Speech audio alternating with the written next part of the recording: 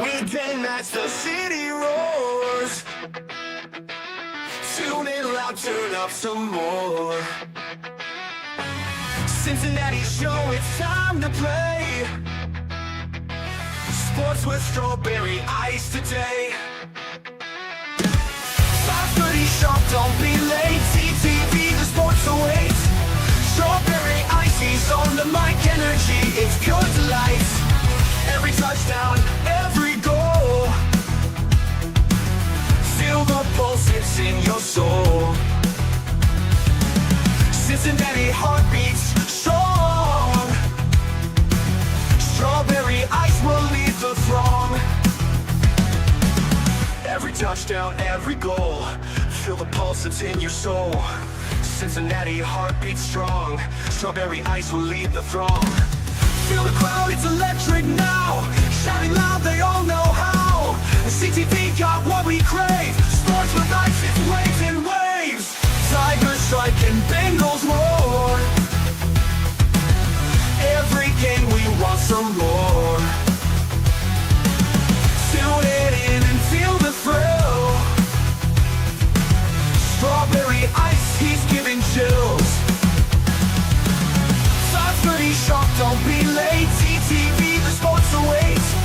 Strawberry ice, he's on the mic, energy, it's pure delight.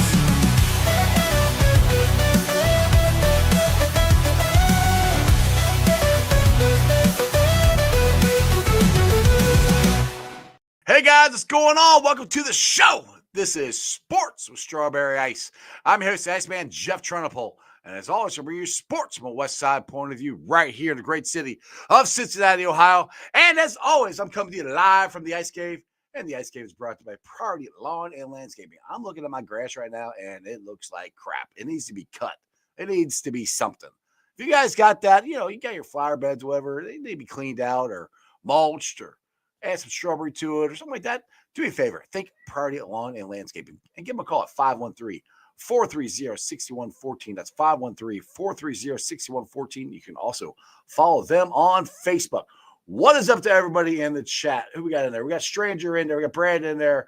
Paul Painter's in there. John's in there. Pork Chop. Tony Blaze and Robert and Bengals Captain's in there too. Oh, shocking. All right, guys. It is opening day week for the Cincinnati Reds. We're going to be talking to Bengals legend Carl Pickens here in a little bit, but I want to get this out here.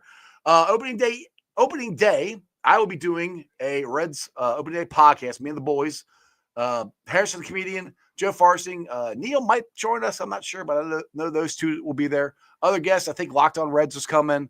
I think Mason from Reds Daily is coming. So we got some other guests will be there. It'll be outside the Moline Logger House like we did last year. Show starts at 2:30 and goes till 3:30. Now, the night before, I'll be at the Moline Logger House, but I'll be inside. We'll be doing a podcast. They had the Reds opening eve at the Moline Logger House. So hopefully I'll be interviewing some cool people. I heard like Marty Brenneman, to former Reds, maybe the mayor. Who knows? But make sure, I don't know what time that one's going to start. So make sure you subscribe to the channel so you know when it is happening. All right, guys, let's get to this thing. We have the two best wide receivers in the league signed. We did sign a guard while I was on vacation. It's not the guard we all wanted. There's still talk out there that sounds like Sheriff is either going to retire or maybe play for the Bengals. Hopefully he decides to play for the Bengals because we still need a guard. And then we're going to have to hit the defense very, very hard in the draft. But before we get to all of that, let's get to the co-fan of the year. He's the man with one of the greatest beards in the NFL. He's none other than Bengals Captain. What's up, Cap? What's going on? Hey, that song, did he sing that Strawberry Ice gives everybody chills? I think so. Yeah, I don't know. It's whatever the AI sang. I'm not sure. Do you get chills when you hear my voice? I do. I actually do. I love it. I'm sure that's what Carl got chills when me and him were talking before the show started. He's like, "Oh my goodness, that voice of his is unbelievable." I'm sure that's what he's thinking. All right, that being said, let's get to one of the best wide receivers in Bengals history. He's none other than Carl Pickens. What's up, Carl? How you doing, brother? I'm doing fabulous. How about yourself? Good, man. Look at you, just chilling, enjoying the retired life. I saw you the other day out on your Harley, having a good time. So, what's the day in the life of Carl Pickens right now? You just kind of wake up and do whatever you feel Yeah, like. just kind of wake up, do what I feel like, watch a little TV, work out a little bit, and if it's nice and sunny out, ride around a little bit on my Harley and come back home, take it easy, and Sounds just good to chill. me. Yeah, Sounds like yeah, a great life to me. I mean, yeah, man. I, Yeah, I I'm just chilling. I got to do it a little bit last week. I was on Yeah, vacation for a couple of yeah. days, so But hey, let's talk about this. The Bengals just signed Jamar Chase and T. Higgins to two of the biggest wide receiver contracts in NFL Mhm. history, which well deserved. I think they deserve that. And I know you. I've talked to Corey about this. You guys probably should have played in a later area, so you can get the same Mhm. money that they're getting. But what is this as representative of the wide receivers? What does this mean to you as to being a former wide receiver? How much money these guys are getting, and how much accolades they're getting? It's unbelievable, and as I was saying earlier, before we went on, it's definitely well deserved. These guys earned it. They've put up the numbers. They've been consistent, and they've worked hard, and they've made plays. When they had to make plays, so it's definitely deserved, and I'm all for it, man. I Yeah, mean, more power to them. I'm just glad it happened. yeah, yeah. And the thing is, I'm glad that it wasn't. We all wish it would have happened sooner, but it got it done. That's the main point. They got it done. They're locked up here for the next 4 years. Um, so that's what we keep trying to tell everybody here, that the Bengals have changed a little bit in the way back from when you played, and the negotiations and stuff. So that's always a good thing to put. I just try to put that out there, that the vibe is a little different around the Bengals Yeah. than when Corey played too. Yeah, it is. I'm seeing that guys are getting signed. It's rare that a guy has to sit out the whole year. They're putting forth the effort. They're keeping up with what's going on around the league with other teams and ownership. So they're making strides in that department. So they know that when you sign your top core players, that just means that you're serious about winning and you're making that commitment. Exactly. Now this is not good. If you follow them on Instagram, Jamar and T got some Ferraris, and Wing here, who's in contact with, says Jamar already banged his Lambo up. So Mm. hopefully Jamar's okay. That's what I was worried about with them driving those things. But It was just the front bumper. I don't no, it think was okay. he understood how low to the ground that car was when he was Mhm. driving up somebody's driveway. That's Mhm. actually a good question, Carl. What advice do you have for these guys who are now many, many, many times a millionaire? Yeah. Advice can you give them? I would tell them first and foremost, take the majority of the money, damn near all of it, and just put it away, man.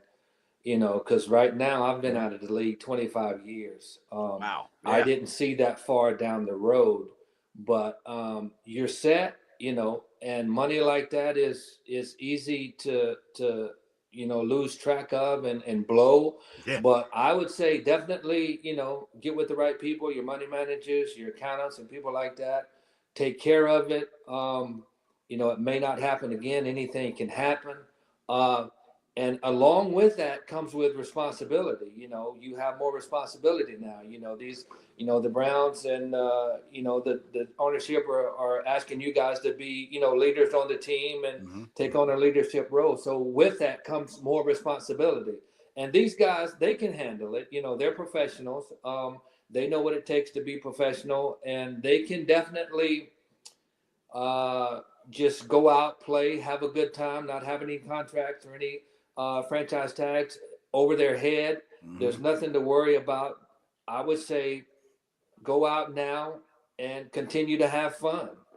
Now follow up on that. How much of a relief is that? Because they had the contract issues over their head last year, and they Yeah, both went out and balled out. I mean, Jamar got the triple crown. T had almost 1,000 yards, even though he yeah, missed, 4 games, something like that. yeah. How much more is that relief? Like, so I mean, it's gonna be, in my opinion, it's gonna be hard to have a better year than Jamar had when he, but I think he could. But how much of a relief is that you don't have to worry about that. You can just focus on. Yeah, it's definitely a relief because you're in that contract, era stage to where, they may sign you, they may not sign you, they may tag Higgins, they may not. So, I'm not in their head, but, they're like, man, I don't want to get hurt because then, I won't get signed or, I have to make a certain amount of plays or I won't reach my numbers. They won't want to sign me. They're probably feeling like, they're looking for any excuse not to pay us. Right. And whatever that may be, 5 drops here, missed assignment there, or, you missed a big catch. I mean, they would try to find, not just, that's around the league. Yeah, that's just the NFL, right. They're looking for reasons not to sign you. Yeah. And those guys went out and proved them wrong and, took the weight of the contracts upon their shoulders and, again, went out and performed and earned it. Now, this year, that distraction is gone, so now they take on more distractions. Okay, yeah, you guys got this big money. Now we want a Super Bowl ring. You guys got this money now. Jamar, you've got to break Carl Pickens' record. So, there's a lot of, expectations that come along with those types of deals. And they can handle it. But the less distractions you have, the more you can go out and just think freely and just play and have a good time and put up your numbers. Exactly. Now, got a comment here from Dustin here for you. I want to get this up there. Hey, Carl, what do you like about some of the wide receivers in today's game? And what do you think some of the wide receivers are missing in today's game? I think I'll start with, in my opinion, on what they're missing. Not all of them, but I don't see a lot of guys going up to attack the ball. It's called high point now. Yeah, when I've played, or just go get it, just jump up and get it. So you were pretty good at that. You had some hops. You were pretty good at that. Yeah. So a little bit. I don't see a lot of that. I don't see a lot of guys coming back to the ball on the shorter routes. Right. They stop and wait. There's ways that you can get a good 3 or 4 catches just by putting yourself in the right position because you're not always going to be open. Right. But now, to the positive, I just see guys going out, making plays. It's a little bit easier to, get open now because the rules have changed for the defense and the DBs. You don't have to worry about somebody taking your head off, going across the middle, not looking. So you can go in there with confidence. So I see a lot of that. That's a good thing. They've made it safer for the receivers. That's definitely a plus. That'll always be a plus.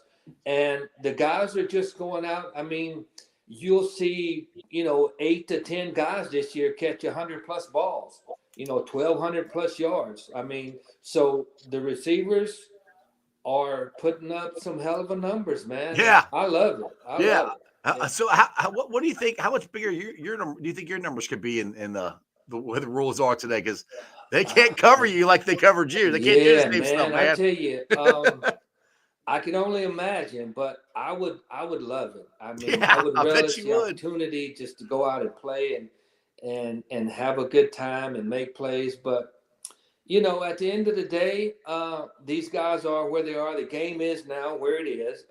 Safety first. Right. But it is different a little bit. As far as the rule changes, you can't do this to the quarterback. Your head has to be up when you tackle, that sort of thing. No crackback blocks. I was a big fan of that. But other than that, I mean, it's still 100 yards long, 50 yards wide. So it is what it is. How would you like to catch a pass from Joe Burrow right now? Man, I would love it. Joe is like 6'3", 6'4"? Yeah. Something like that. He can see, he can run, he can put it right there where you want it. That offense, man, I would probably break my own record. you and Darnay Scott could put up some serious numbers right now. Yeah, we did it for about 2 years. When Blake came in, we had a good run, about 2 years. And then after that, I think Boomer came back. And then Jeff kind of went away. I think he went to the Saints or somewhere when he left us. Right. But for about 2 years, man, we had some really good numbers. Yeah. How hard was it to catch his moon ball? Because Blake could just drop it in on you. I loved it because 9 times out of out of 10, the DB would try to find it too. But you know, I'd already had a beat on it, and Right. I knew where it was going, so Right. it was pretty easy to catch. But you know, it took a while to come down. But man, it took a long time for those guys to figure it out. And it was right there most times too. Right there, yeah. Exactly. Jeff had a hell of a long ball, man. Yeah, he did. Kudos to Jeff. Yeah, go ahead, Cap. You got something? You know, I'm sitting here thinking he's being humble because what some of the wide receivers are missing today is the dog that Carl had in him. I have that never crapback seen. block comment he's talking about. Oh, he was Calvin Johnson before Calvin Johnson. I mean, I have never seen a dude so strong and so determined to get the ball. And now I grew up. I could not afford to go to a lot of Bengals games, but one Bengals game that I was able to make, I will never, ever, ever forget. And as much as he's talking about Joe Burrow, Neil O'Donnell had. Oh, you're gonna bring up the play. You're gonna bring up the play. Man, I have never been hugged by so many strangers, but the swagger, the look down at the Steeler that was on the ground, and can you give me center focus? Okay, Cap, let me clarify this. Right now, we're just supposed to clock it. Right. I look at Neil. Neil looks at me. We still don't know what and watch me. I run a little bit, and I'm like, oh, man, he's going to throw it. And he did. And the rest is history. Jeff, can you switch the orientation and put this in the middle? Whoops. Oh. Yeah, wait. There? It's in the middle. Yeah. There. No, just keep going through it at the bottom. There one of the layouts will the put big ones? Yeah, there we go. Perfect. Okay. All right. Yeah. Good. So I mean, I saw Neil doing the motion to spike. Yeah. So I stopped. I stopped. Yep. And then he's getting ready to throw it. So I was like, I guess I better go. So I take off. I mean, that was Moss. That before they started talking, whoops, and now I got a commercial. Son of a gun. Before there was Moss. Yeah, let me squeeze it right back here. I stop. Then I go. I catch it. And then the look. Okay. But Cap, listen, I'm thinking, what just happened? That's what we're all thinking too. Yeah, I wasn't talking trash. Yeah. I'm like, did this just happen? And I'm like, no way. No, I didn't say one word to him, nothing. But although it looks like it, but I didn't say anything to him. I'm like, what just happened? And then you see everybody coming around, and I'm still not celebrating. And I'm like, Darnay, he grabs me, and then everybody else starts running down there. And I'm like, is this real? That's and the way I was. I'm not. Yeah. I'm just. Yeah. Like, wow. I never picked up on that you weren't even. Yeah. No, look at my face. I'm like, what just happened? And I still can't believe I didn't spike it. I didn't throw it. I'm still walking. I didn't run over to the stands and throw it up. I was like, man, this is crazy. And it took a while because, we were coming back. We were behind, and it was our 2-minute offense. And when that happened, I was like, man, I just was like in shock. We all were, because I'm going. I remember going, does that count? And I go, exactly. Like, can we do that? I'm like, I'm like, all right, cool. Yeah, because it wasn't planned. Like I said, I ran a little bit, and Neil's like, I'm throwing. I was like, I guess I better go. And then he throws it, so I was like, okay, it's my job. I got to get it, and it worked out. I don't know if that would have ever transpired again in the same situation. But for that particular play, it worked, and it worked out real well. Yeah, it worked out real well. And we always played good against the Steelers for whatever reason. We always we gave them a hard time. Too. It was always the end of the year too. You beat them or close game. It seemed like. Yeah, we could for some reason we would always get up for those guys. Yeah. Well, because we hate them. I always say we. You hate them too. We hate them as fans. I'm sure you guys. You know what? I was in Canonsburg every year as a kid. My dad had a sister up there, so I was going to Pittsburgh almost every year as a kid for about a week and a half, 2 weeks. Oh, yeah? Summer vacation. Yeah. My first jersey was a Lynn Swan jersey. Ah.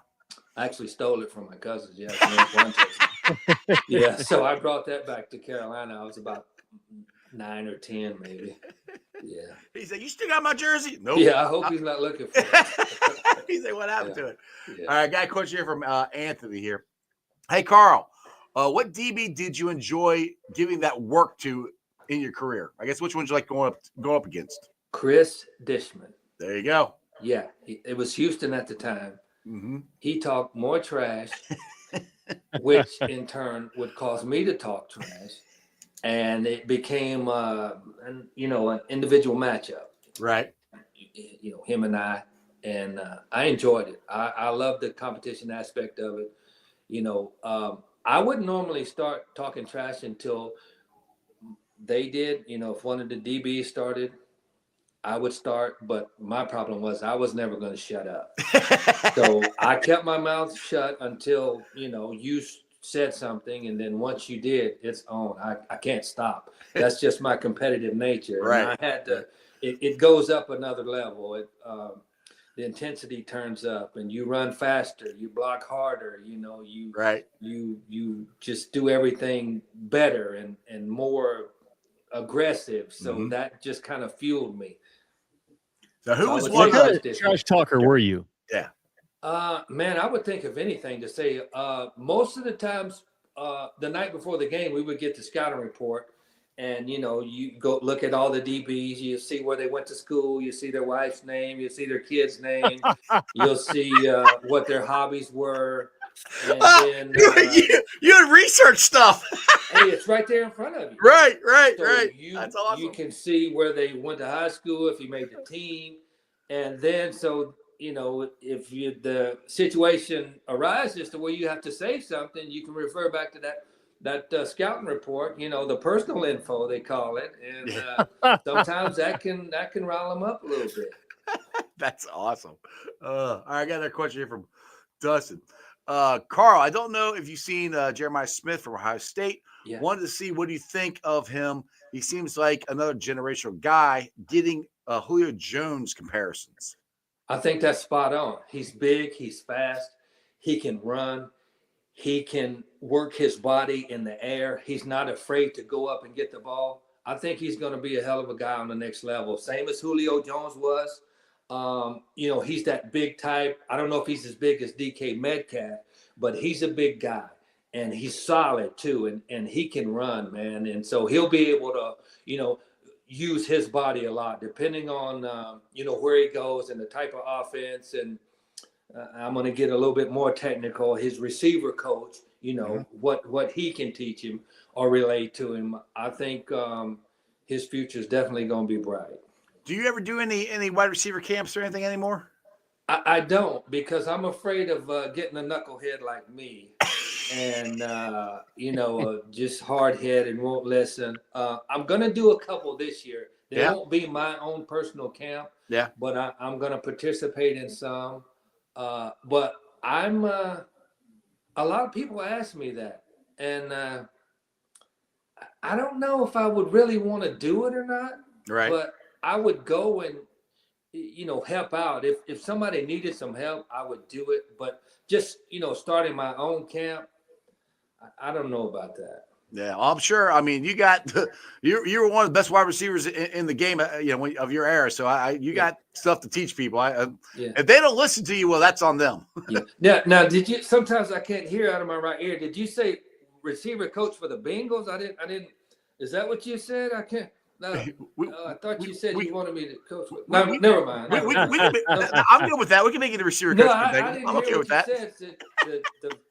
The picture froze. I thought you said the Bengal coach. Did you want to coach the receivers for the Bengals? Or I don't know. Since you thought you heard that, would you want to? The thought has never crossed my mind. I don't know, man. I would be open to that. I mean, you'd have two pretty good wide receivers to coach. Yeah, because they don't really need any coaching. They just need and I'm sure they have a good guy. I don't know who he is, but I'm sure they've got a good guy teaching them the little things. It's obvious. It shows in their game. Well, maybe the Bengals should reach out to you and just bring you in for training camp sometime, and all we got to do is introduce him to Zach. Zach will bring him over just to even chat. Yeah, the coach. Yeah, I mean, oh yeah, I'm open, man. I'm willing. I think that there's some things that and this is no knock on anybody. I'm being serious. This is no knock on any coach at any level. But if you've played, then there's a few things you can tell a guy. Oh yeah. That a guy that hasn't played, because you can feel it. You've experienced it rather than seeing it. Mm-hmm. So, I'm not knocking anybody or any coach, but I just think in some instances you can add just a little bit more to that guy's game if you've already done it. Right. Well, it's like doing this stupid podcast. Any information I get to help me, I'll take it. Yeah, so I was like, if you ever at whatever level you're at in life, if you think you know everything, well, you're a dumbass. You can always learn. Yeah. So especially from a guy like you, he's been there, done that, and I mean, I'm sure you have tips that you can help young kids, NFL players, whoever. And so this guy's the one here that he knows Zach. He's him and Zach are like this. Well, tell him I said hello, and I will do that. I'm around. I can get to Cincinnati anytime. I'm not lobbying for a position or anything, but I'm around. That's the thing the Bengals should do is reach out to you. I mean, Willie comes. Willie's like the only one I really know that shows up every once in a while that on a regular basis. But Willie Anderson? Yeah, Willie Anderson comes. Yeah, he calls a lot of the guys. He had called me a couple of years ago to come back for the top 50 Bengals. Yeah. I didn't get a chance to make that. And then honestly, I didn't know the vibe, man, because I left and you sound like Corey. That's exactly what Corey was, man. Yep. Well, I don't know what his story was, but I just I left there in '99. I was at a driving range, and a guy came up to me and he's like, "Hey," it was during the off season after the '99 season. He's like, "Hey, you're Carl." I was like, "Yeah, what's going on? Nice to meet you." He's like, "I heard you guys are drafting Peter Warwick." I was like, "Oh, we are." Yeah. News to me. They're going to draft Peter Warwick. I was like, "Okay, well, I guess that's it." And then they drafted Peter Warwick. Right. I was gone, but it was. I guess time heals all wounds, man. I don't know. I guess it does, because I think the fans realize more. And again, I've given Willie a shout out. He has got a great relationship with, inside the organization, outside the organization, and he's just leveled. He's told stories on Instagram about what it was like. Now we know, fans know, looking at some of those coaches, Bruce Coslett, there were some rough times and some maybe lack of discipline. So guys who wanted to win had to deal with guys who were happy to collect a paycheck. Yeah, and there was a lot of that. Yeah, and had to reuse a lot of equipment too. Yeah, there was a lot of that. That way. And, that's kind of what motivated me because, our receiver coach at that time, Richard Williamson, God rest his soul, he would always tell us, he would have us prepared and ready to go. And he would say, "Hey, you guys in this room, I don't want any of you to be the reason why we don't win the game." So, that receiver group, myself and Darnay and Tim McGee was there at the time. We was going out, man. We were putting numbers up. So we took it upon ourselves to do our part. Mm-hmm. Now, we couldn't control the defense or, the offense or anybody else. Those 6 guys in that room, we could control those guys. So that's the approach we took, and that's the approach I took. Yeah, maybe we're not going to win, but, I'm going to go out and play my butt off, man, and just leave it out there. And that's why I don't really feel bad about anything, because I played hard, man. Oh, I played hard. I've told Corey this, that I said, you guys, Willie and Corey and other guys of that generation who stood out. Yeah. To me, that is harder to go out and do your job when you're not going to go out there thinking you're going to lose, but the chances are not good. But you keep, especially toward the end of the season, because that touchdown pass to the Steelers, that was, if I'm not mistaken, that was like the last month of the season or something, if I remember right, back in '98. Yeah. So to do that, to continue to do that year in and year out, and knowing that it's not going to be easy, but to keep going out there and giving your full effort, to me, speaks more about your guys' character and how good of a player you guys were. And that's where I get upset with Willie, not with Willie, but and Corey with the NFL, where they don't put these guys into the Hall of Fame and don't push them more. Like, oh, well, they played on losing teams. Right. But they stood out there on these losing teams, and it was harder to do what they did day in and day out. And I'd say the same thing goes for you too. It's a, like I said, it's a testament to your character and your talent, that what you did on these teams. Yeah, I definitely agree with that.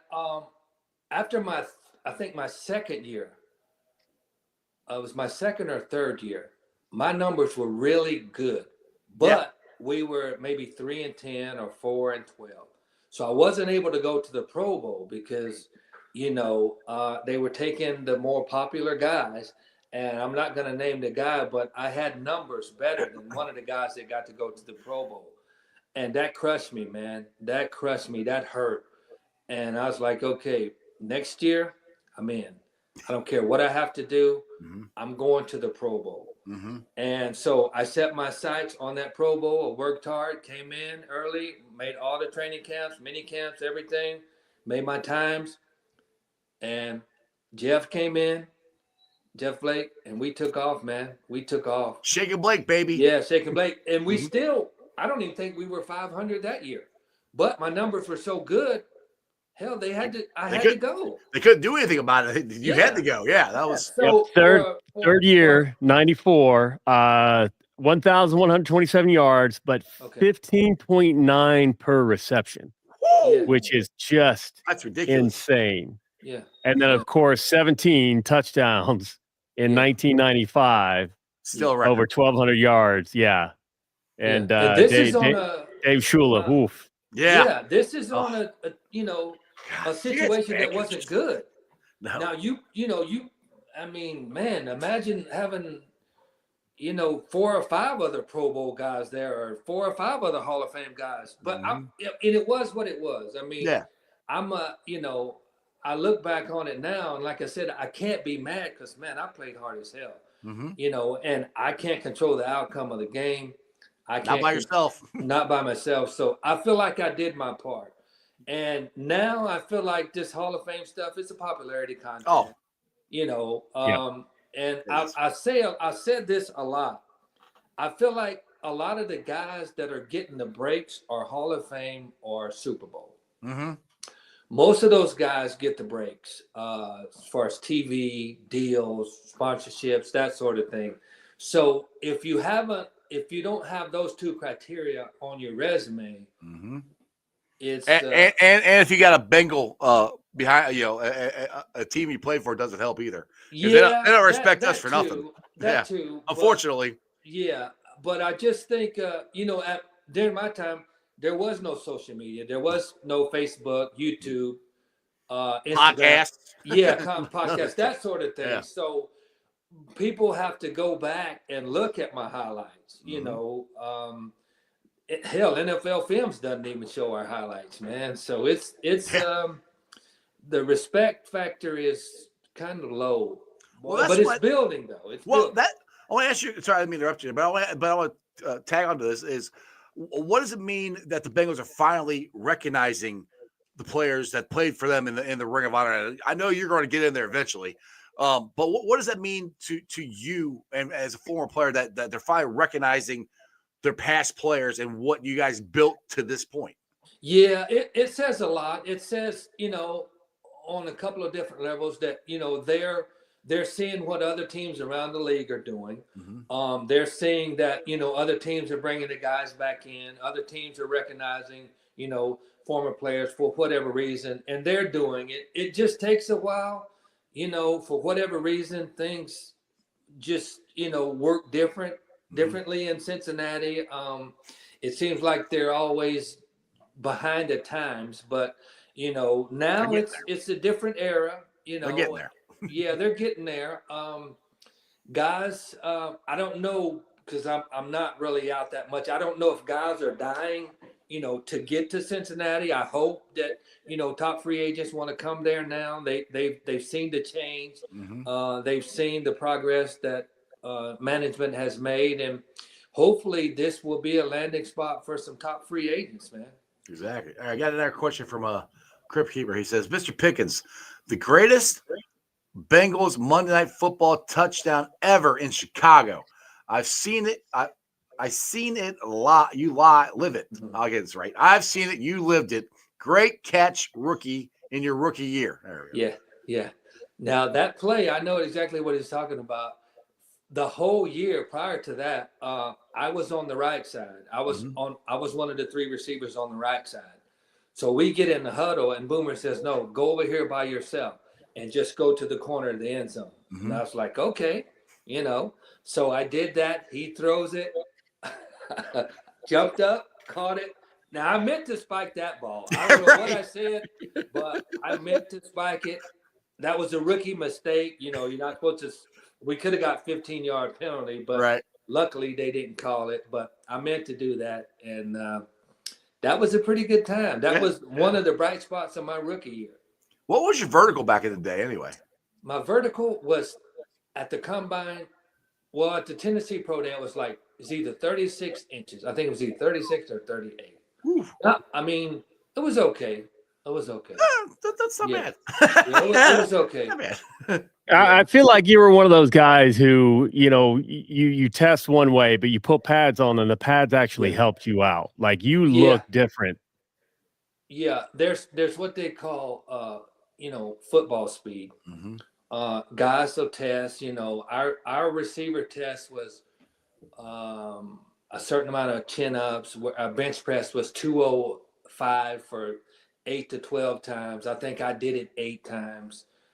Maybe 5 chin-ups. Testing well, no. I could run the half a mile. I would make that. I would make the 16 110s. I would do that. But as far as the strength, no. But you put those in that 40 time, you put those pads on me, man. It's a different gear. I mean, I don't know. It's just they said that there's like track speed and there's football speed and football speed. Yes, you have to run a straight line, but it's cuts. Yeah, put your foot on the ground, and exactly. That's what the difference is your movement there. Yeah, sometimes I think a lot of times the track speed doesn't transfer over into football speed because you have to cut. But if you're not as fast, you can run your routes a little bit smoother. You can get in and out of your breaks a little bit smoother. I mean, look at the majority of the top receivers ever. Jerry Rice, Anthony or Chris Carter, Tim Brown, Michael Irvin, Herman Moore. These are guys in my era. I don't know who else, but just not blazing speed, but could run with the ball and make plays. Exactly. Like Chris here said, it's all in the hips. Yeah. It's all in the hips. It's all. I'm sorry, getting a Happy Gilmore there. Let's see here. Paul Painter had one up here. Let's see, where'd it go? He's talking about the Shake and Blake song that Isaiah Gaines did. He wants to. He thinks Bootsy Collins had something to do with that. Do you know anything about? I mean, I know you remember the song. I remember the song. I remember the song. I don't know if Bootsy wrote it or anything, but I remember meeting with the Judge Gaines up there at somebody's office or something, and they played it. And, I remember that because that's when I was actually on the radio at 100.9 The Wiz back then, which is not even a. Oh yeah. It's a 101.9 now. It's totally different. But I was doing the morning show with Freddie Red, and I was doing the sports report. Okay. And I'm like, what? We started playing this song. I'm like, ooh, I like this. Yeah, that's when that was the. If I remember right, but wasn't Jeff Blake's first game the Cowboys? They were defending Super Bowl champs, so we almost beat them. We almost beat them in Cincinnati. Yeah. I think that was his first game, and then let's say Isaiah Gaines came out like it was like that Monday or somebody. He came out with the song, and it went freaking nuts. And you guys, we had one of the best offenses in the league that year. Our defense and our offensive line were all great, but you guys running or throwing the ball. You're throwing the ball all over the place. You and Darnay Scott, and you had Tony McGee, the tight end. Maybe 9-7 that year, I think. Yeah, something like that. Oh, we got another. Let me see. Put this up here. I forgot that he was number 80 rookie year. Yes, number 80 rookie year. Yes, he was. Yep. What is there a story behind the 80 and then the switch to 81? Yeah, I wanted 81 when I came in. Eddie Brown had it, and so he got released during training camp. I wasn't able to switch, and then a guy named Patrick Robinson had it for a couple of years. After my third year, he was gone, and it came available, and I jumped on it. So was that your number in college? Or what number were you in college? I was 15 in college. 15 in college, right? 15. Okay. Yeah. Yeah, it's actually right behind you. If you move your shoulder, I can see it. Yeah, right. This is the Chicago Bears touchdown that we just talked about. All right. So this is 94 or 93? 90. That's was that 92? 92, my rookie year. 92. Yep. Okay. 4th and 23. Yeah, man. 4th and 23. Go get it. Bam. Oh yeah. Boom. And I like the strut. Rookie mistake. I like the strut though. Yeah, the Conor McGregor strut before he did it. Yeah. I mean, now we got another example of you staring down a DB. I mean, I think that was a little bit of that. Look at that young man. Man, that's a good looking kid right there. Yes, sir. Yeah. Wow. Those were the days. I was on ESPN. That was a Sunday night game on ESPN back then. Yeah. Yeah. That's one. So, guys, can I give a quick shout out to you can say shit out too. It's okay. Yeah. to the Steelers. Natty King. They get. Yes, sir. Shout out to the Natty King. Yeah. Yeah, it's my partner up there in Cincinnati. There you go. Nice. All right. Did it, brother. Awesome. Good. Now, Natty King, is that his handle on Twitter? Instagram. Instagram. Okay. Yeah. I think I follow him on Twitter. I think too. I don't believe know if he's on Twitter or not. Yeah. Good deal. Yeah. Hopefully, we get you in Cincy. I know I've hooked Corey up with tickets. We've got extra tickets all lowers. So anytime you need tickets, just let me know. But oh man, trust me, you will. If people find out you're walking around, oh dude, you better be ready. Yeah. Go ahead, stretch out the signing. No, absolutely not. So Corey thought the same thing. So we took him down to 158, and I don't remember the dude, but he's in the first row. As soon as he saw Corey, just hugged him and picked him up and hugged him. So trust me, people will give you more love than anything else because we all know what went down back then, and we understand some of the emotion that came out was the same emotion we had. We wanted to win too. Yeah. And I mean, we heard the stories, you know, the couldn't get free Gatorade. We heard about the jock straps. We heard about we heard everything. We've heard about the jock straps. Yeah, we talked about Corey said he had used jock straps and stuff. Yeah, it was just in a big pile. Used man. towels. It was bad. And I don't all right, so you remember the movie Revenge of the Nerds? I always bring this up to Corey. Yeah. So they just mixed them up with like tossed salad and just handed them out then? Yeah, they did in a big bin. And just grabbed it. But I remember one year, I'm not sure, we had lost 10 games in a row. And my parents, they stopped coming, man. I mean, it's brutal. Yeah. So I just put my tickets on my windshield. 2 free tickets, hey, get them. You know, that's how bad it was. I wish I would have known you then. I would have went and got them. Well, I came back after the game, and then there was 4 tickets on my Yeah, it got bad, guys. I'm telling you, it was bad. But it was just a different time, man. I don't know. Chris says here they're gonna love you, Carl. You'll end up getting tired of it because it'll be so much. That was 93. But that was 93. That's not 2025. 0-10. It's 93. I'm telling you. I'm telling you, come here. Like I said, Cat's got a tailgate. I got a tailgate. We can come in and just hang out with us, and trust me, you'll get lots of love. It'll be eye opening for you, I think, because it was for Corey. Yeah, I mean, I'm open to it.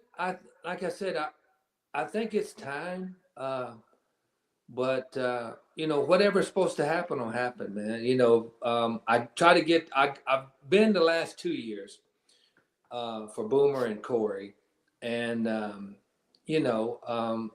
McGee. We still keep in touch. He likes to go to 1 or 2 games a year. Marco Battaglia, he joins us. So us three, we get up there and hang out for the whole weekend. So I'll definitely get up there, man. I'll give you guys my info once we get off here, and tell us, because if the Bengals ain't gonna do something with you, we'll do stuff with you. Okay. We'll make it fun for you. All right, that'd be good. It'll be well worth it. Like Tony says, he goes, Tony Bladen's here talking about the tickets in the window. He goes, "Wow, you can't do that now. LO, they'd be gone in a heartbeat." Talking about the tickets. Oh, the tickets, yeah. Yeah. I know it was a different time. It's just a different time, man. I mean, we couldn't even win the coin toss. That's how bad we would walk through the coin toss to try to win that. It was just, but it's a different era, and a couple of years ago, 3 years ago, the guys were in the Super Bowl, and they're building on that, and it's a different buzz in the city now. Yeah, it's different. Now you left in '98, so you didn't get to play in the new stadium. You played all yours in Riverfront. Right. Yeah. Right. Did you ever get to play in it at all as an opposing team? I came back with the Titans, but I was hurt. I didn't play. Yeah, I came back I traveled with the team, but I didn't play. Okay, I didn't know if you got to play in the new stadium there or not. It's new. It's still new compared to Riverfront, but I can't believe it's gonna be 25 years old here this year. That is right. Yeah, 26 years old, 99. Yeah. The 99 season. Mm-hmm. I was the last one at Riverfront. And the 2000s was the first one at okay, Paul 2000 Brown. then. Okay, yeah. I got you. Yeah. Time flies, man. I'll be 50 here in about a month. So I remember Is that all? Yeah.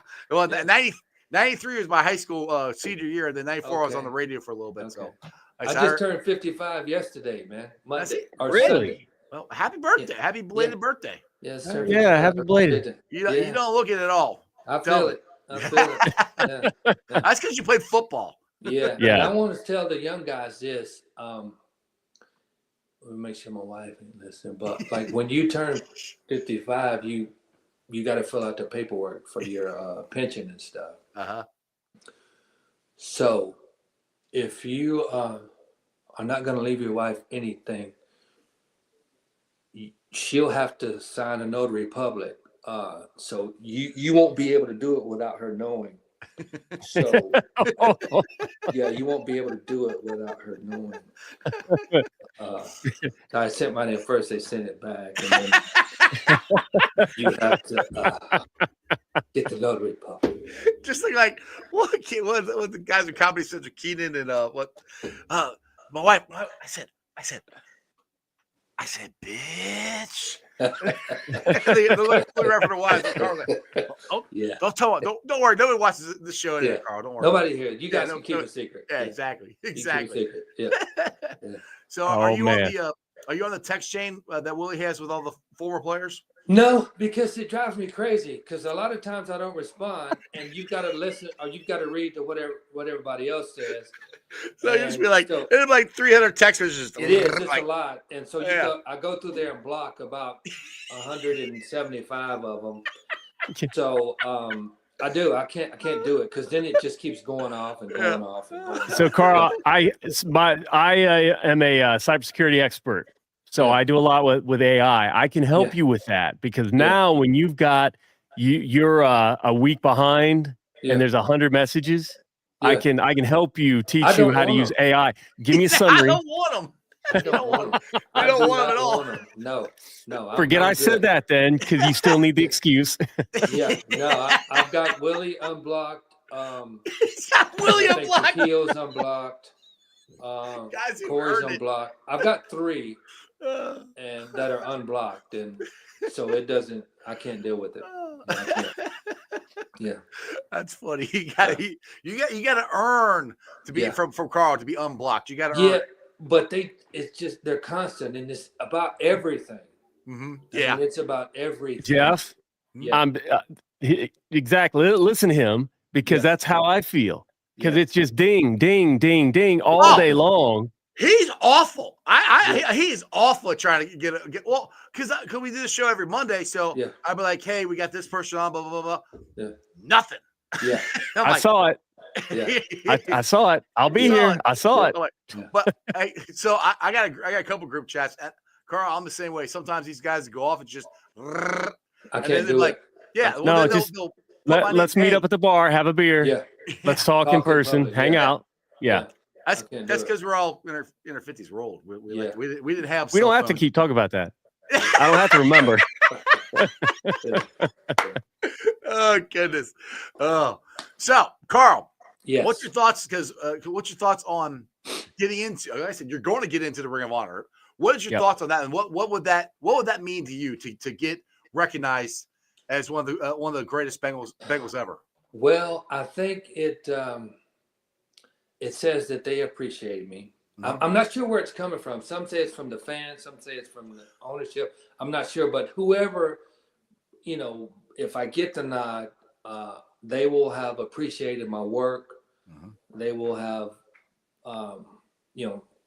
believed that I earned it, and I would take a lot of pride in it. It would be well deserved. Would be an honor, and if it happens, I mean, it's happening. You're getting in there. Trust me. Like I said, the '90s. It's you, Willie, the guy named what's his name? Oh yeah, Corey. That guy. Boomer. Boomer. I mean, the '90s. You remember the stars from the '90s because. I mean, there wasn't that many because the teams weren't that good, but we remember you guys because you guys were there and you stuck with us and you gave us everything you had.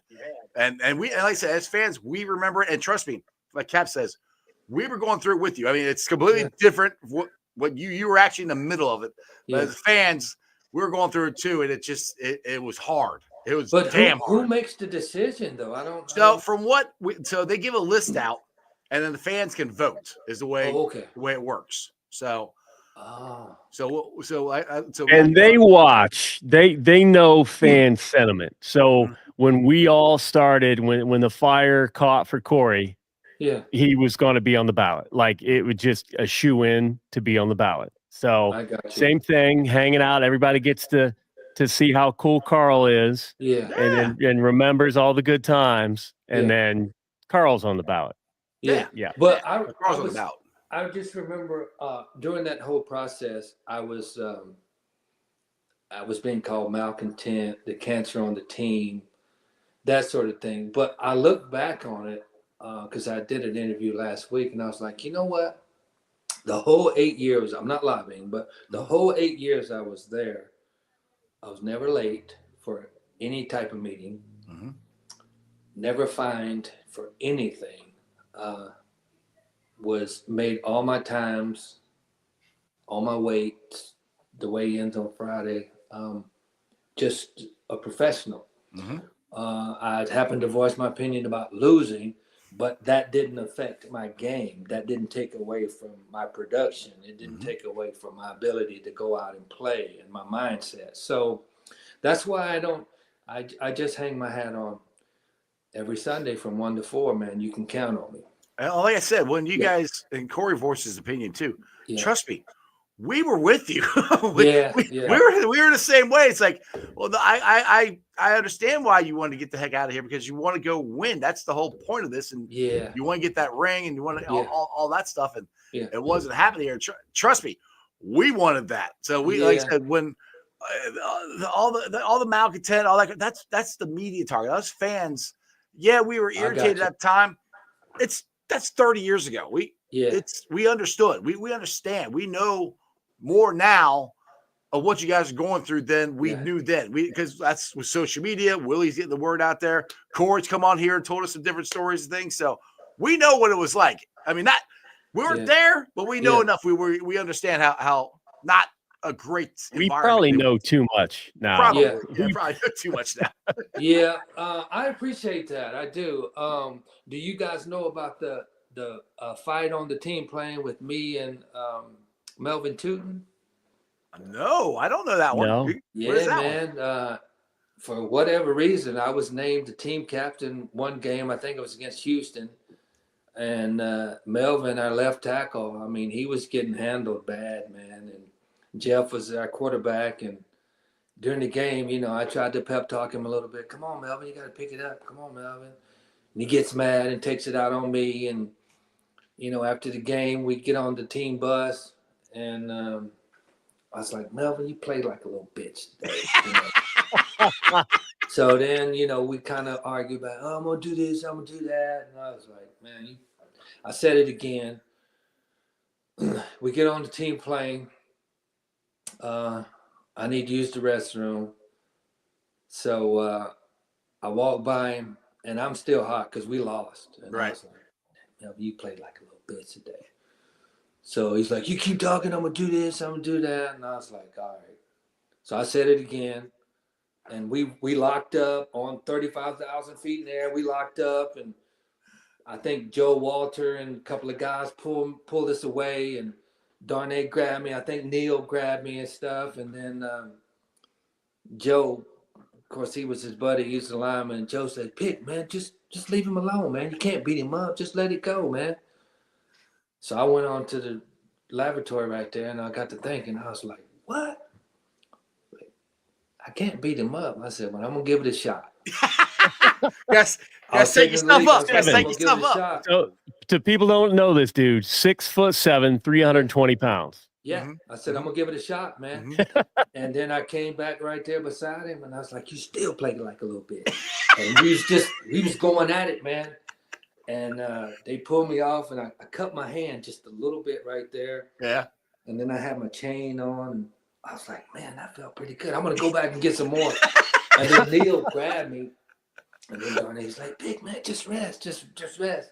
Just cool out. And just like, so then once I calmed down, you know, I realized what I'd done. And then the plane landed. I hurried and got off. Went home. And then I came to practice the next day. I had a softball bat that I always carried around. I brought that into the facility, just made sure he was cool, you know. But I didn't want to fight him anymore. But yeah, man, we got into it at 30,000 feet in the air, man. Well, I understand that. You're frustrated. I mean, and I was the captain of that game, so I gotta take the captain's role, man. Right. That's understandable. I mean, yeah. Trust me, I got well, not this room, but maybe I think I patched them up. I got holes in the walls. Yeah. In here from Bengals. Yeah. Bengals lost. I fixed them, and they're covered up with other stuff now. But see, and even at that time, I was the highest paid on the team. Mm-hmm.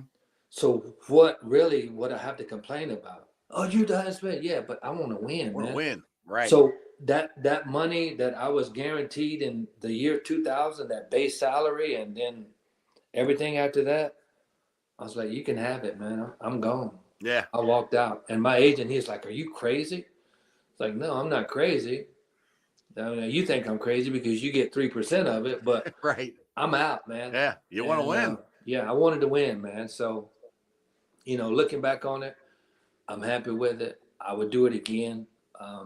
But I just think there was a lot of stuff going on that was a distraction. I don't think I was one of them because I wanted to win. You can't tell Michael Jordan to be quiet if he loses right 6 games in a row. You can't tell, you know, Alex Rodriguez to be quiet if he strikes out 10 times, or Barry Bonds, or, you know, you can't tell Jerry Rice to cool out if he is upset about dropping 5 balls or 4 balls. You can't do that. How can you expect me to be happy or complacent with 3-13, man? Exactly. I mean, nobody should be happy with that. I mean, everybody in the chat here is agreeing with you. Yeah. Dalton here, Dalton Stone. Who was the best football player you played with? Oh, at the Bengals? Just in college, general? in general. Yeah. Who was it? Well, the 2 teams. I would probably say Munoz. That's that's a pretty good pick right there. That's a pretty good pick. I mean, pretty good pick. he was the consummate pro, man. Came to practice every day. He was at the end of his career when I was there, but still effective. still holding his own, just a leader on and off the field. I would say, even athletically, him. Mm-hmm. This dude was unbelievable. Could move. There was nothing you could do with him. Yeah. He's pretty good. He was for a while there up until we got Ken Riley, and he was the only Bengals Hall of Famer. So that's a pretty good pick there. Yep. Yeah. I keep saying, every time I say pretty good pick, I'm talking to pick. So pretty good pick. Yeah. Yeah. All right. One. Well, it's 7 o'clock. We've been on for about an hour. Carl, man, I appreciate it, dude. We will keep in touch, and if you want, like I said, you want to come to Bengals game, let me know. Cap's got the tailgate bomb squad. I got one at More on Logger House that I do. Trust me, we can get you guys in there and drink some beer, have some fun, and go watch the Bengals game. Okay, do you guys do this at the tailgate? The podcast? Yeah. I do at mine. The Bomb Squad, they just stand around and drink and talk. Yeah, we just party. Yeah. Okay. But mine, we only do it for like the first. Depends on what the guests are. I like to do it for like a half hour, 45 minutes, and then we got a DJ and drinks and all kinds of different stuff. That'd be cool, man. Yeah. So. Real quick too. He mentioned he was on last week. That is Zim and Ace, our buddy Zim and Ace. Always do a great job. So anybody wants to hear him talk more, go check out their video. Okay. Yeah, absolutely. I was on vacation last week. I saw your Instagram. I'm like, oh, he's on Ace and Zim's. Yeah. So shout out to my boys. They do an awesome job. Yeah. Carl, let's do this again sometime. Stay in touch and come to Cincinnati. We'll have a beer sometime or something. I'll do it. I'll take you guys up on that. I appreciate your time. No problem. Thank you, sir. Great meeting you. Guys. Take it easy. That was pretty cool. Once again, like Carl, Carl's cool as fuck, man. Carl's cool as fuck. I want to hang out with him. I'll tell you that right now. I want to have a beer with that dude. I want to hear some other stories that he ain't gonna tell on here. That's what I want to hear. I can't believe he took on. I know. Melvin Tootie. He's like, what? And went back for more. Yeah. Like that is the type of dude we need. So here's the thing. I don't mind that, just like I didn't mind Perfect. Yeah. It's just you harness it because like that moment on that plane could have been used to springboard a winning streak if they had the right coach. Nah, it was rough. Back then they didn't. Well, we do now. So hopefully the Bengals will reach out to Carl and I mean, dude, seriously, Carl Pickens is one of the best wide receivers of his era. I mean, why not bring him back to these training camp, help you guys out. Exactly. And there are a lot of guys that come to training camp. Frosty Rucker is at training camp a lot. Jimmy Breach is a lot. The guys that are around or that are always around, they pop in. I mean, Carl would be great. And I understand if he wouldn't just show up, but if we can get him an invite, get him a phone call, say, hey, then yeah, because whatever we did worked for Corey. So, I mean, not saying it was us. It helped. I mean, other than that, T. Higgins, you want to talk? He said, not many guys are high pointing the ball, and I would say if anybody is, it's T. So you get T, and then the strength. I mean, T's strong, but like Jamar is a different type of strong. Like that dude's calves is crazy. So you get them a little extra tips and tricks here and there from a great like Carl Pickens, and people will argue. You look at the career, and you see numbers, and you're not seeing whatever 1,300 every single season, whatever. It was a different time. That team was a mess. I want people to look at the film, look at the highlights, look at what he did in college, look at what he did in the pros. Look at it play by play. One of the best to ever do it. Hands down, one of the best to ever do it. Esther wants him to come to T. Higgins camp. When he was talking about the camp and he would hop in on another camp, not necessarily his own. That's a freak. Loveland. Yes. She's of like mind. Appreciate that. Yeah, I absolutely, definitely got to make that connection. Hey, just in case, let them talk. Yeah. Well, I have Esther's number. I don't have Carl's number, but we'll see. I'll get them in contact somehow. I'll figure it out. because I mean they do have a lot in common. Yeah, exactly. All right, so I was hoping we come back for some Trey Hendrickson news, but nothing yet. I still think he's getting signed. We'll see. I'm a little heartbroken. Haven't heard anything yet. I'm still hopeful. Anybody in chat have any news? Bengal Rick calling out Bengal Rick. Where are you at? We got a few seconds, and here's why I usually don't talk about stuff like that, and I did, and I've got the opportunity to be roasted, and that's fine. But because stuff happens, stuff can happen at any point in time. I'll say it now to anyone. Yes, Levin's looking for more coaches now. Okay, there we go. There you go. I will say this: I have no problem with Zim hinting that Higgins was signed. Yeah. Zero, because I honestly believe it was pretty much done. I honestly believe that there was enough in place that something was said. And okay, could he have been making it up for clicks? Absolutely. Anyone's capable of it. Zim Jeff is. Yeah. I am. I don't know Zim to be that guy because I don't see that on a regular basis. I mean, the only reason we said it was because we had a lot of details in the chat. Yeah, but okay, so imagine Zim getting those details too, right? But then something falls apart at the last minute, which sometimes that's something that causes the stuff to fall apart. Could be the leak, so that makes me nervous. I don't want anybody, oh hey, it's all over the internet. Bengals Captain put out, I had some second guessing. I'm like saying that, but I was so excited because I'm telling you, you want a good tipster, realtors. And I've already believed that before because I've gotten tips from realtors before, and I'm like, all right, I'm excited.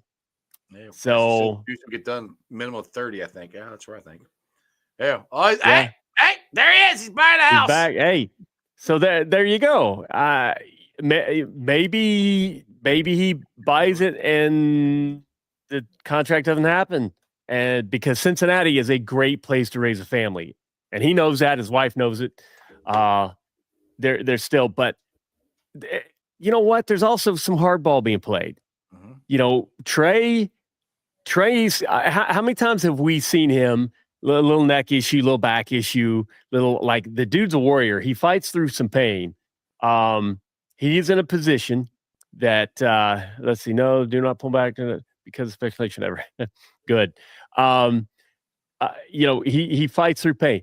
This is his time to hit that home run with that contract, because there might not be that other home run contract. You never know. I hope there is, and he takes care of himself. So I'm going to bet on him, but they're going to be playing hardball back and forth. I just hope if he's saying he wants, let's say 35, and the Bengals are willing to give him 30, I hope he takes 30. Stay in. Stay, yeah. Trey. Stay. Like $30 million a year is a lot of money. I take it. And back in the day, the Bengals had an investment guru on the team. I don't know if anybody knows the story, but Lee Johnson, the punter, Johnson, yeah. Everybody trusted his financial advice. I don't know if we've got one on the team now. If you watch this show, I have no patience, okay? Now we've to be patient. Yeah, so, hey, if we struck lightning with that initial little blurb, then hey, great, we got lucky. Now it's like, but I made it clear, not taking credit, because I'm not getting credit for repeating something that somebody said. Hey, I did zero work. That zero work to get that was told. I'm like, no. Everyone's getting love. Leave me out of this. I still everybody go watch the show. It's in the comments. You can check it out. That's all I said. There you go. So hey, we appreciate it. I'm glad that there's no doom and gloom from any of our tipsters in chat. So thank you. Yeah, I like it.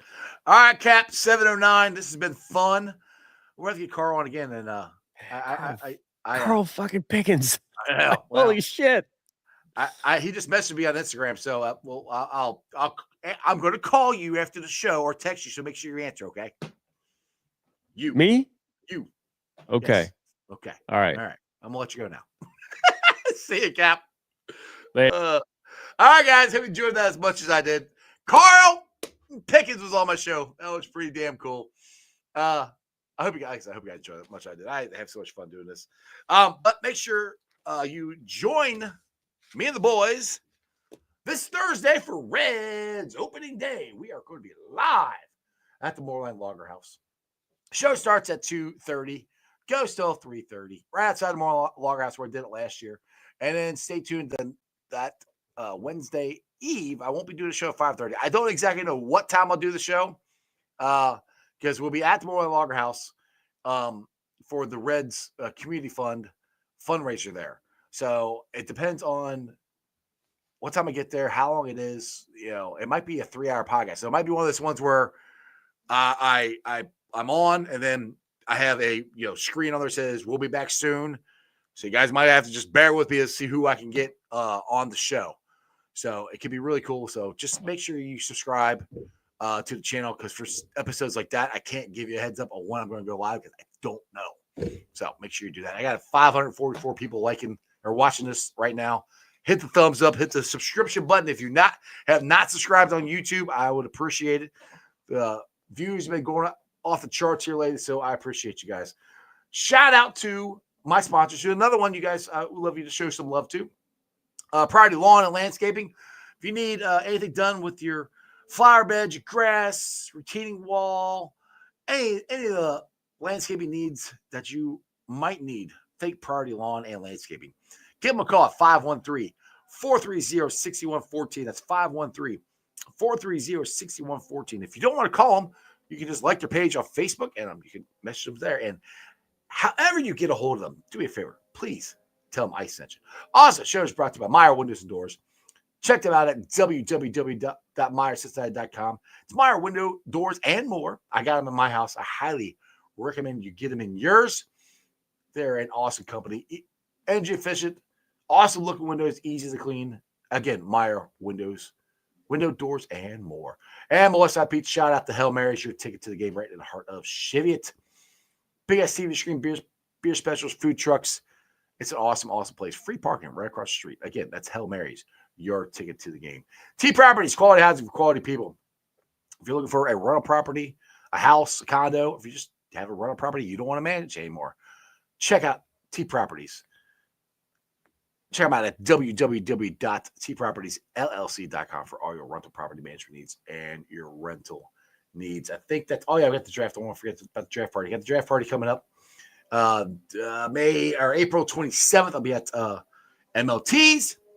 Tyson Anderson is supposed to be there. I heard there's a chance maybe David Fulcher might come. I don't know. We'll see. We're doing Bengals trivia. Show start about 7. We'll go for about an hour, and then we'll hang out afterwards, be there all night till the end of the draft. We're doing some giveaways. And then the next day, we got you covered here. Get on over to the Fulling Warehouse for Project Game Days fundraiser in support of sending individuals with disabilities and military vets to Bengals games. $30 per ticket. Fulling, Midwest Best Barbecue, Gold Star is going to be there as well. Cincy Hat's going to be there. April 25th. 6 p.m. to 11. You can Venmo them at Project Game Day or PayPal, projectgameday@gmail.com. So come hang out and see who the Bengals are going to draft, trade, whatever. All right, let's see here. Chris, I think he could be buying a house because he loves Cincinnati. I know he said he wants to settle in Cincinnati City, settle in the city of his next team, but I think his wife got him to buy a house in Cincinnati. Yeah. We'll see. We will see. Yeah, likes. Yeah, you get the likes. Robert, it's in the bag. Hashtag Pickle Rick says it means it's in the bag. We should leave it there. Appreciate it. Appreciate you, Robert. You guys all do an awesome job. You guys do have a great time in the chat, and it's awesome. Make sure if you guys missed the hour and 14-minute show, it is on. It'll be up on the podcast on Apple, iTunes, Spotify, all that cool stuff. Make sure you subscribe to that. And other than that, tomorrow I got Jay Morrison on the show. Maybe Corey will join us. I don't know. We'll see. And then Wednesday, we got the Reds opening day eve, then opening day. It's going to be a lot of fun. And remember, Who Day for life. And throw it up. That's just sports, baby. See ya! Weekday nights, the city roars. Tune in loud, turn up some more. Cincinnati show, it's time to play. Sports with strawberry ice today. 5:30 sharp, don't be late. TTV, the sports awaits. Strawberry ices on the mic, energy, it's good delight. Every touchdown, every goal. Feel the pulse, it's in your soul. Cincinnati heartbeats strong. Strawberry ice will lead the throng. Every touchdown, every goal. Feel the pulse, it's in your soul. Cincinnati heartbeats strong. Strawberry ice will lead the throng. Feel the crowd, it's electric now. Shouting loud, they all know how. CTV got what we crave. Sports with ice, it's